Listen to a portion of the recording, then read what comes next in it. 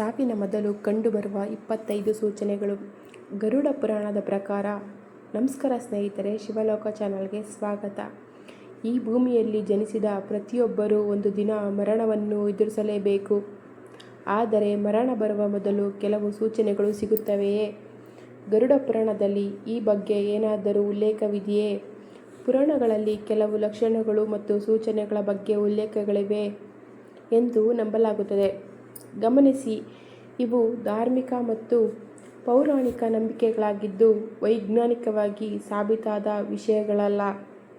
ಇದು ಗರುಡ ಪುರಾಣದ ಬಗ್ಗೆ ಜನಪ್ರಿಯವಾಗಿ ಹೇಳಲಾಗುವ 25 ಸೂಚನೆಗಳ ಬಗ್ಗೆ ತಿಳಿದುಕೊಳ್ಳೋಣ ಬನ್ನಿ.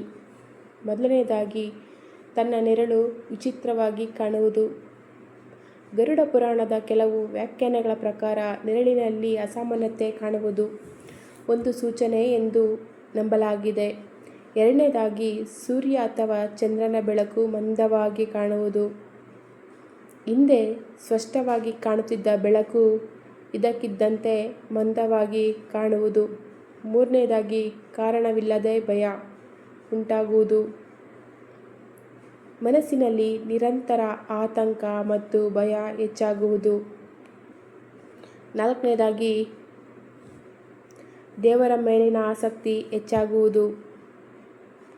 ಕೆಲವರಲ್ಲಿ ಜೀವನದ ಕೊನೆಯ ಹಂತದಲ್ಲಿ ಆಧ್ಯಾತ್ಮಿಕ ಒಲವು ಹೆಚ್ಚಾಗುತ್ತದೆ. ದೇವರ ಮೇಲೆ ಪ್ರೀತಿ ಜಾಸ್ತಿಯಾಗುತ್ತದೆ. ಐದನೇದಾಗಿ, ಪೂರ್ವಜರ ಕನಸುಗಳು ಹೆಚ್ಚಾಗುವುದು ಮತ್ತು ಬಂಧುಗಳು ಕನಸಿನಲ್ಲಿ ಕಾಣಿಸಿಕೊಳ್ಳುವುದು. ಆರನೇದಾಗಿ, ವಿಚಿತ್ರ ಕನಸುಗಳು, ಅಪರಿಚಿತ ದಾರಿಗಳು, ಕತ್ತಲೆ ಪ್ರದೇಶಗಳು ಅಥವಾ ದೂರದ ಪ್ರಯಾಣದ ಕನಸುಗಳು ಕಾಣುತ್ತವೆ. ಏಳನೇದಾಗಿ, ತನ್ನ ಜೀವನದ ಘಟನೆಗಳು ನೆನಪಾಗುವುದು.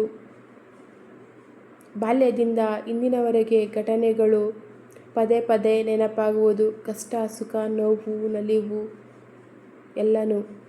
ಎಂಟನೇದಾಗಿ, ಏಕಾಂತವನ್ನು ಇಷ್ಟಪಡುವುದು.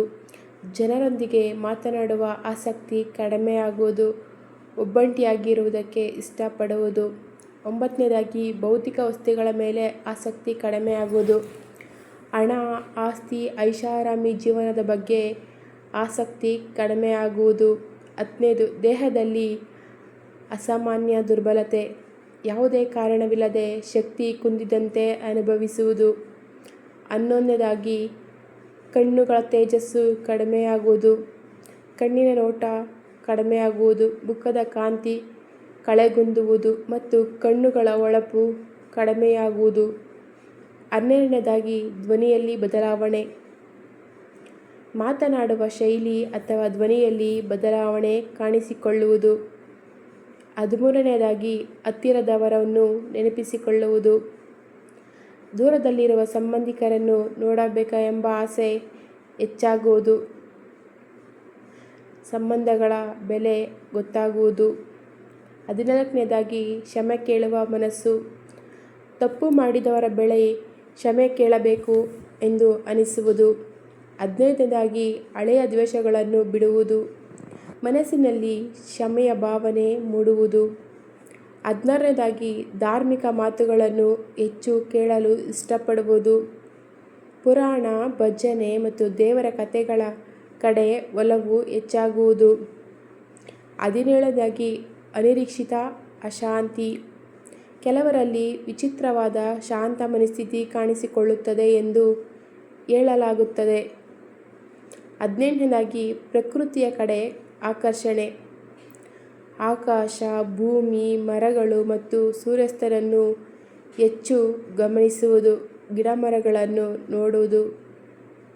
19ನೇದಾಗಿ, ಒಂಟಿಯಾಗಿ ದೇವರ ಸ್ಮರಣೆ, ದೇವರ ನಾಮಸ್ಮರಣೆ ಹೆಚ್ಚಾಗುವುದು. ದೇವರನ್ನು ಜಪ ಮಾಡುವುದು. 20ನೇದಾಗಿ, ದಾನ ಮಾಡುವ ಆಸೆ, ಇದ್ದುದರಲ್ಲಿ ಇತರರಿಗೆ ಸಹಾಯ ಮಾಡಬೇಕು ಎಂದು ಅನಿಸುವುದು. 21ನೇದಾಗಿ, ಕುಟುಂಬದ ಬಗ್ಗೆ ಕಾಳಜಿ, ತನ್ನವರ ಭವಿಷ್ಯದ ಬಗ್ಗೆ ಹೆಚ್ಚು ಯೋಚಿಸುವುದು. 22ನೇದಾಗಿ, ಅಪೂರ್ಣ ಕೆಲಸಗಳನ್ನು ಮುಗಿಸಲು ಪ್ರಯತ್ನ, ಬಾಕಿ ಉಳಿದ ಕೆಲಸಗಳನ್ನು ಪೂರ್ಣಗೊಳಿಸಲು ಆಸಕ್ತಿ ತೋರಿಸುವುದು. 23ನೇದಾಗಿ ದೇವರ ಹೆಸರು ಪದೇ ಪದೇ ಹೇಳುವುದು. ಹರೇ ರಾಮ ಹರೇ ಕೃಷ್ಣ ಕೃಷ್ಣ ಕೃಷ್ಣ ಹರೇ ಹರೇ. ಸ್ವಯಂ ದೇವರ ನಾಮ ಜಪ ಮಾಡುವುದು. 24ನೇದಾಗಿ ಜೀವನದ ಅರ್ಥದ ಬಗ್ಗೆ ಚಿಂತನೆ.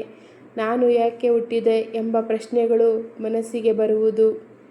25ನೇದಾಗಿ ಆಧ್ಯಾತ್ಮಿಕ ಸಮರ್ಪಣೆ. ಎಲ್ಲವೂ ದೇವರ ಇಚ್ಛೆ ಎಂದು ಒಪ್ಪಿಕೊಳ್ಳುವ ಮನೋಭಾವ. ಗರುಡ ಪುರಾಣದ ಪ್ರಕಾರ ಮುಖ್ಯ ಸಂದೇಶ.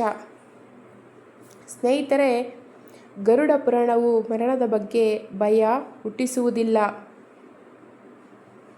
ಬದಲಾಗಿ ಜೀವನವನ್ನು ಸತ್ಯ, ಧರ್ಮ ಮತ್ತು ಕರುಣೆಯಿಂದ ನಡೆಸಬೇಕು ಎಂದು ತಿಳಿಸುತ್ತದೆ.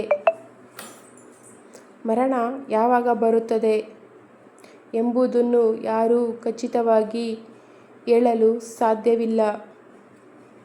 ಆದ್ದರಿಂದ ಪ್ರತಿದಿನವನ್ನು ಒಳ್ಳೆಯ ಕಾರ್ಯಗಳಿಗೆ ಬಳಸಬೇಕು, ನೆಮ್ಮದಿಯಿಂದ ಇರಬೇಕು ಮತ್ತು ಒಳ್ಳೆಯ ಆಲೋಚನೆಗಳು, ಒಳ್ಳೆಯ ನಡತೆಯಿಂದ ಇರಬೇಕು. ಸ್ನೇಹಿತರೆ, ಇಂದು ನಾವು ಗರುಡ ಪುರಾಣದ ಬಗ್ಗೆ ಜನಪ್ರಿಯವಾಗಿ ಹೇಳಲಾಗುವ 25 ಸೂಚನೆಗಳನ್ನು ತಿಳಿದುಕೊಂಡೆವು. ಆದರೆ ಇವುಗಳನ್ನು ಭಯದ ದೃಷ್ಟಿಯಿಂದ ಅಲ್ಲ, ಆಧ್ಯಾತ್ಮಿಕ ಚಿಂತನೆಯ ದೃಷ್ಟಿಯಿಂದ ನೋಡಬೇಕು. ಒಳ್ಳೆಯ ಕೆಲಸ ಮಾಡಿ ಜೀವನದಲ್ಲಿ ಯಶಸ್ಸನ್ನು ಗಳಿಸಿ, ಇತರರಿಗೆ ಸಹಾಯ ಮಾಡಿ, ದೇವರ ಸ್ಮರಣೆ ಮಾಡಿ. ಅದೇ ಜೀವನದ ನಿಜವಾದ ಸಂಪತ್ತು. ವಿಡಿಯೋ ಇಷ್ಟವಾದರೆ ಲೈಕ್ ಮಾಡಿ, ಶೇರ್ ಮಾಡಿ, ಹಾಗೆ ಶಿವಲೋಕ ಚಾನಲ್ನ ಸಬ್ಸ್ಕ್ರೈಬ್ ಮಾಡೋದನ್ನು ದಯವಿಟ್ಟು ಮರಿಬೇಡಿ. ತಮ್ಮ ಅಮೂಲ್ಯವಾದ ಸಮಯವನ್ನು ಈ ಚಾನಲ್ಗೋಸ್ಕರ ನೀಡಿದ್ದಕ್ಕಾಗಿ ಧನ್ಯವಾದಗಳು. ಕಾಮೆಂಟ್ನಲ್ಲಿ ಓಂ ನಮೋ ನಾರಾಯಣ ಎಂದು ಬರೆಯಿರಿ.